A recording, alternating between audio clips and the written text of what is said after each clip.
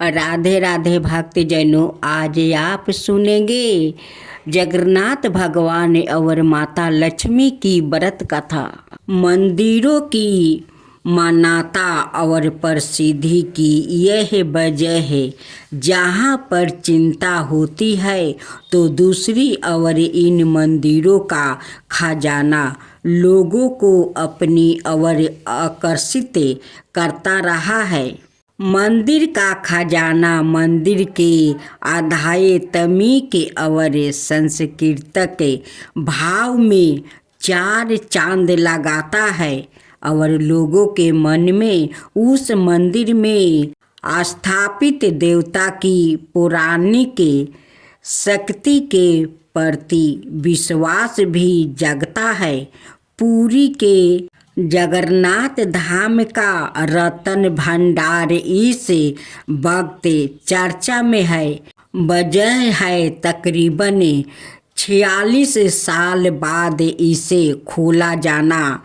इसके खुलने के साथ ही वो कहानियाँ किंवदंतियाँ भी चर्चा की गई है, जो पुरी के पौराणिक इतिहास में सदियों से दर्ज है। 18 पुराणों में से एक हरिवंश पुराण में भगवान विष्णु का एक जगन्नाथ नाम भी मिलता है। वही भगवत कथा में श्री कृष्णा को जगन्नाथ नाम से पुकारा गया है। श्री कृष्णा विष्णु के 8वें अवतार है और इस अवतार में उन्हें कई जगहों पर पुराण पुरुष और पुराण ब्रह्म तक का दर्ज मिला है। पौराणिक आख्यानों में जगन्नाथ धाम के तारे द्वापर युग के कृष्णा अवतार से ही जोड़े जाते हैं। लिहाजा 12वीं सदी के गाथा इतिहास वाले इस मंदिर में मौजूद देव प्रतिमाओं को महाविष्णु का ही स्वरूप माना जाता है। नारद पुराण में पुरी को श्री क्षेत्र, पुरुषोत्तम क्षेत्र और धरती पर मौजूद वैकुंठ कहा गया है। इस नाते भी इस मंदिर की व्याख्या न सिर्फ आध्यात्मिक है बल्कि या अकूत धन संपदा वाली भी है।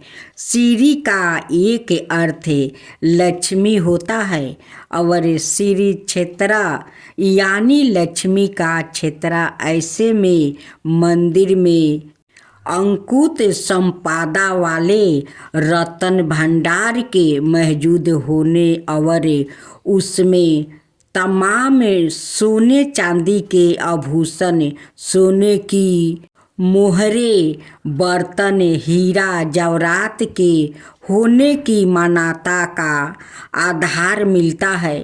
पुरी धाम को श्री क्षेत्र क्यों कहा गया है, इसके पीछे भी एक किंवदंती प्रचलित है। माना जाता है कि जिस तरह महादेव शिव के 12 ज्योतिर्लिंग देश भर में मौजूद है, ठीक उसी तरह चारों दिशाओं में 4 विष्णु भगवान विष्णु धाम भी स्थापित है। भगवान विष्णु बद्रीनाथ में स्नान करते हैं, द्वारिका में वस्त्र पहनाते हैं, पुरी धाम में भोजन करते हैं और रामेश्वरम में रात्रि शयन करते हैं। 4 धाम की इस परंपरा को आदि शंकराचार्य के समय पर मान्यता मिली, जब उन्होंने संतान संस्कृति को फिर से स्थापित किया। अब दूसरी कथा है कि एक बार देवी लक्ष्मी शिव पार्वती के समान ही धरती पर अपना निवास बनाने की इच्छा जताती है। इसके साथ ही उन्होंने भगवान विष्णु को खुद भोजन बनाकर भोग लगाने की इच्छा भी प्रकट की। तब भगवान विष्णु ने समय आने पर उनकी इच्छा पूरी करने का वचन दिया। द्वार पर योग में अंत में वो समय भी आ गया जब श्री कृष्णा ने देह को त्यागी, तो उसी के साथ पुरी के जगन्नाथ धाम के स्थापित होने की पट गाथा लिखी जाने लगी थी। एक और गाथा में कहा जाता है कि एक बार जब ऋषि दुर्वासा के श्राप के कारण तीनों लोकों का वैभव लक्ष्मी सागर में समा गई, तो इसी सागर से लक्ष्मी फिर से प्रकट हुई और यही उनका भगवान विष्णु से दोबारा मिलन हुआ, क्योंकि लक्ष्मी ने वरण पुरुषों में सबसे उत्तम भगवान विष्णु का वरण किया था। इसलिए यह क्षेत्र पुरुषोत्तम कहलाया और श्री यानी लक्ष्मी के यहाँ प्रकट होने के कारण इसे श्री क्षेत्र कहा जाता है। देवी लक्ष्मी यहाँ अपने संपूर्ण वैभव के साथ विराजमान है। इसके अलावा वो श्री मंदिर की स्वामिनी मालकिन भी है, जिसका एक स्वरूप यह अस्तित रत्न भंडार के रूप में सामने आता है। जगन्नाथ धाम में रत्न भंडार से जोड़ी एक लोक गाथा भी प्रचलित है। यह गाथा वैसे तो यह स्थापित करती है कि भगवान के लिए सब बराबर है, जन्म और जाति से कोई बारा छोटा नहीं है, लेकिन इस गाथा में रत्न भंडार का जिगर एक खास किरदार की तरह का होता है। यह कहानी पुरी में रहने वाली और जाति से नियम मानी जाने वाली सीरिया की है। पुरी में नियम जाति की महिला सीरिया रहती थी। धन से गरीब पर संकल्प की ध्यानी और महिला देवी लक्ष्मी की उपासक थी और जगन्नाथ जी के पड़ोस ही जीवन यापन कर रही थी। एक बार उसकी इच्छा हुई कि वो देवी का कठिन अष्टलक्ष्मी व्रत करे, पर उसे व्रत की विधि नहीं पाता था। एक दिन वो रास्ते पर झाड़ू लगा रही थी कि इस दौरान उसे एक पुजारी मिला, जिससे वो व्रत की विधि पूछना चाहती थी, लेकिन उन्होंने स्त्रियों को तुरंत मना कर दिया। अब तीसरा अध्याय सुने। इस तरह स्त्रियां जहाँ भी व्रत विधि पूछती थी, लोग उसे धुधुकार देते थे। एक दिन भूख प्यास की मारी स्त्रियां व्रत की विधि पूछने के लिए भटक रही थी और इसी बीच एक चक्कर खाकर गिर पड़ी और उसके सिर से खून निकल आया। अपने भक्त की सच्ची श्रद्धा और दुख देखकर जगन्नाथ इतना दुखी हुआ कि उनकी भी प्रतिमा से खून निकल आया। पर पुजारियों और सेवक ने यह देखा तो घबरा गया और पूरी में हाहाकार मच गया। यह बात राजा तक भी पहुंची तो वो समझ गया कि जरूर कहीं घोर पाप हुआ है और भगवान श्री मंदिर छोड़कर चले गए हैं। ऐसे में राजा ने तुरंत सिंहासन त्याग दिया और उस पापी के खोज में चल पड़ा, जिसके कारण मंदिर से भगवान चले गए। उधर भगवान के आदेश पर नारद मुनि ने संत का भेष बनाया और स्त्री के घर उसे व्रत विधि समझाने पहुँचे। उन्होंने कहा कि भक्ति सच्ची हो तो किसी कठिन व्रत की जरूरत नहीं होती। तुम सच्चे मन से भजन करो, आस पास को साफ रखो, घर को लीप पोत कर सुंदर बना लो, सबसे प्रेम से बोलो। जो ऐसा करता है देवी लक्ष्मी उस पर प्रसन्न रहती है। फिर तो तुम केवल दिन भर व्रत रख कर शाम को खीर बनाकर उन्हें भोग लगाओ, आरती करो और प्रसाद बांटो। देवी तुम्हारे घर चल कर आएगी। उस स्त्री ने ऐसा ही किया। शाम को वो जब आरती कर रही थी तो एक महिला घूंघटा किए हुए उसके घर पहुंची। लोगों की भीड़ के बीच उसने स्त्रिया को प्रसाद चढ़ाने के लिए एक पोटली दी। स्त्री ने उस महिला को खीर का प्रसाद दिया। खीर खाने के दौरान महिला के चेहरे से घूंघटा हट गया और जब स्त्री की नजर उस पर पड़ी तो सुध बुध खो बैठी। स्त्री को जब सुधि आई तब तक सभी लोग जा चुके थे। उसने महिला द्वार दी गई पोटली खोल कर देखी तो उसमें रतन, हीरे, सोना, चांदी निकले। स्त्री समझ गई कि माँ लक्ष्मी ने उस पर कृपा कर दिया है। लेकिन भगवान जगन्नाथ को तो अभी यह खेल कुछ और लंबा खेलना था। अब जब देवी लक्ष्मी स्त्री के घर से लौटी और श्री मंदिर में प्रवेश करने लगी तो बलभद्रा नाराज हो गया। उन्होंने कहा कि लक्ष्मी ने एक छोटी जाति वाली के घर जाकर श्री मंदिर का अपमान किया है।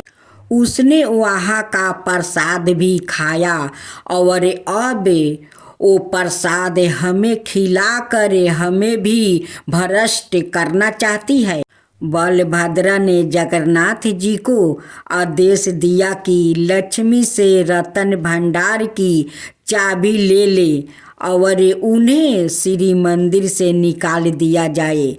उधर जब देवी लक्ष्मी ने यह सब सुना तो वो क्रोधित हो गई और कहा कि ठीक है, अब मैं यहाँ नहीं रहूँगी, लेकिन आप दोनों को श्राप देती हूँ कि जब तक आप किसी नियम के हाथ से भोजन नहीं कर लेते आपका भी भरण पोषण नहीं होगा।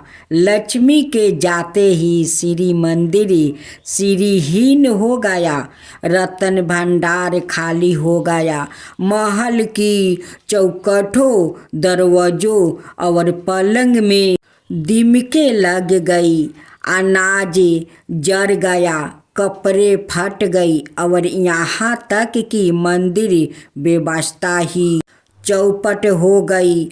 अब जगन्नाथ और बलभद्रा खाने को तरस गया। जब बलभद्रा को भूख सताने लगी तो उन्होंने भेष बदल कर भिक्षा मांगने लगा। अब चौथा अध्याय सुने। अब दोनों भाई जहाँ भी भीख मांगने जाते तो वहाँ कुछ अनिष्ट हो जाता। बना हुआ भोजन खराब हो जाता, दाल में पानी गिर जाता, भात जल जाता, कहीं पर जाते तो चूल्हा ही नहीं जल पाता और कहीं कहीं तो कोई द्वार ही नहीं खुलता था। इस तरह भूखे प्यासे भटकते हुए दोनों भाइयों ने 12 बरस गुजार दिया, लेकिन ना उन्हें जल मिला और ना अन्न। इसी तरह भटकते भटकते वो एक बार समुंदर तट पर पहुँचे। उन्हें वहाँ एक भवन में वैदिक मंत्र सुनाई दिया। बलभद्र ने एक सेवका से पूछा कि क्या यहाँ कोई यज्ञ हुआ है? क्या अब प्रसाद भोजन भी मिलेगा? भिक्षा भी अच्छी मिलेगी ना? बलभद्रा के इतने सवाल सुनकर सेवक ने कहा कि आज हमारी स्वामिनी की 12 बरस से चली आ रही तपस्या के पूरे होने के दिन है। इसके बाद वो जरूर आपके भंडारे खिलाएगी, लेकिन हमारी स्वामिनी तो नीच कुल की है। क्या आप भोजन करेंगे? इस पर बलभद्र ने कहा कि नहीं, हम अछूतों का नहीं खाते हैं। अच्छा सुनो, अपनी मालकिन से कह दो कि हमें समग्रही मंगवा दे, हम खुद बना लेंगे। स्वामिनी जी जो खुद ही लक्ष्मी थी, उन्होंने समग्रही तो भेज दी, लेकिन अग्नि देव को आदेश दिया कि वो चूल्हा ना जलाने दे, सिर्फ धुआं ही करते रहे। अब बलभद्रा जो कि सोच के बैठे थे कि आग जलेगा, खिचड़ी बनेगा और गरम गरम खाएंगे, वो चूल्हा ना जलने पाने से इतना झलाया कि चूल्हा मटकी सभी कुछ फोड़ दिया और जगन्नाथ जी से कहा कि जगन, भोजन में क्या छोटा क्या बड़ा, मैं तो कहता हूँ कि भोजन कर लेते हैं, ऐसे तो मैं भूखा मारा जाऊँगा। इसके बाद जगन्नाथ और बलभद्रा लक्ष्मी के घर पहुँचे और वहाँ उन्होंने भोजन करते हुए पहचान लिया कि यह लक्ष्मी ही है। वो लक्ष्मी को सामान सहित श्री मंदिर ले आए और इस तरह पूरी से भेदभाव भी मिटा दिया। लक्ष्मी के आने से श्री मंदिर का वैभव लौट आया और रत्न भंडार फिर से भर गया। इसी तरह एक बार जगन्नाथ भगवान ने अपने उस भक्त की सहायता रत्न भंडार से की जो उन्हें मित्र मानता था। एक बार जब वो पूरी आया तो उसे कुछ खाने को नहीं मिला। तब जगन्नाथ भगवान रात में सोने की थाली में उसके लिए भोजन लगवा कर ले गया और थाली वही छोड़ आया। उधर रत्न भंडार से भगवान के भोग की थाली गायब हुई तो उसकी खोज शुरू हुई। सैनिकों को यह थाली उसी भक्त के पास मिली जिसे भगवान भोजन खिलाने गए थे। सैनिकों ने उसे चोर समझा और जेल में डाल दिया। वो कहता रह गया कि यह थाली मैंने नहीं चुराई, भगवान ने खुद दी है। लेकिन उसकी बात बिल्कुल नहीं सुनी गई। रात में जगन्नाथ जी राजा के सपने में आए और उसे सारी बात बताकर कहा कि मेरे भक्त को सम्मान सहित आज़ाद करो और उसके भरण पोषण का इंतजाम करो। राजा ने भगवान का आदेश मानकर भक्त को आज़ाद कर दिया और उन्हें पगड़ी बांधकर सम्मान सहित राज्य में आश्रय दिया। इस तरह जगन्नाथ मंदिर की कथा और हर किंवदंती में रतन भंडारे किरदार की तरह शामिल मिल गया। रतन भंडार के इतिहास की बात करें तो इसकी मौजूदगी मंदिर के निर्माण के समान से ही है। जगन्नाथ मंदिर की कथाओं में दो राजाओं इंद्रद्युम्न और राजा गालू माधवा का जिक्र कई बार होता है। कहते हैं कि रतन भंडारे राजा इंद्रद्युम्न का ही शाही खजाना था, जिसे उन्होंने लोक कल्याण के लिए भगवान नीलमाधवा पर निछावर कर दिया था। तब देवी लक्ष्मी ने उन्हें वरदान दिया था कि वो सवाए इस क्षेत्र में निवास करेगी और उनकी कृपा से रतन भंडार कभी खाली नहीं होगा। इस भंडार के बारे में और विस्तार से देखो तो रतन भंडार के दो कक्ष है। भीतर भंडार आंतरिक खजाना और बाहरी भंडार बाहरी खजाना। ओडिशा मैगजीन राज्य सरकार द्वारा प्रकाशित पत्रिका के अनुसार राजा अनुगा भीमदेव ने भगवान जगन्नाथ के आभूषण तैयार करने के लिए बहुत बड़ी मात्रा में सोना दान किया था। बाहरी खजाना में भगवान जगन्नाथ के सोने से बने मुटु के सोने के 3 हार हरिंदा कुंदी माली है, जिनमें से प्रत्येक का वजन 120 तोला है। रिपोर्ट में भगवान जगन्नाथ और बलभद्रा के सोने से बने श्री भुजा और श्री पैर का भी उल्लेख किया गया है। इसके मुताबिक आंतरिक खजाने में सोने 74 आभूषणों है, जिनमें से प्रत्येक के वजन 100 तोला से अधिक है। सोने, हीरे, मूंगा और मोतियों से बनी प्लेट है। इसके अलावा 140 से ज़्यादा चांदी के आभूषण भी खजाने में रखे हुए हैं। भगवान जगन्नाथ की निधि होने के कारण पूरी मंदिर के रतन भंडार को लेकर भक्तों में भी गहरी आस्था का भाव है। यह रतन भंडार भगवान जगन्नाथ को चढ़ाया गया है। बहुमूल्य सोने और हीरे के आभूषण का घर। अब सुने 5वां अध्याय।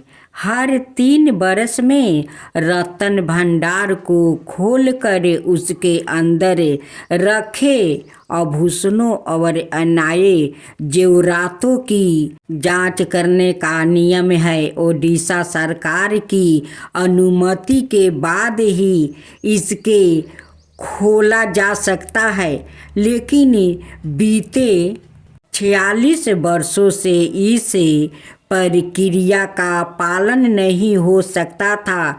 इसके लिए लंबी कानूनी लड़ाई लड़नी आर्कियोलॉजिकल सर्वे ऑफ इंडिया के आग्रह पर साल 2018 में ओडिशा हाई कोर्ट ने राज्य सरकार को निरीक्षण के लिए पूरी जगन्नाथ मंदिर का रतन भंडार खोलने की अनुमति देने का निश्चय दे दिया था, लेकिन ओडिशा सरकार की ओर से कहा गया कि रतन भंडार की चाबी नहीं मिल रही। पूरी जगन्नाथ मंदिर का रतन भंडार लूटने के लिए 15 बार आक्रमण हुआ। पहली बार 145 में और आखिरी बार 173 में मोहम्मद की द्वारा मंदिर पर हमला किया गया था।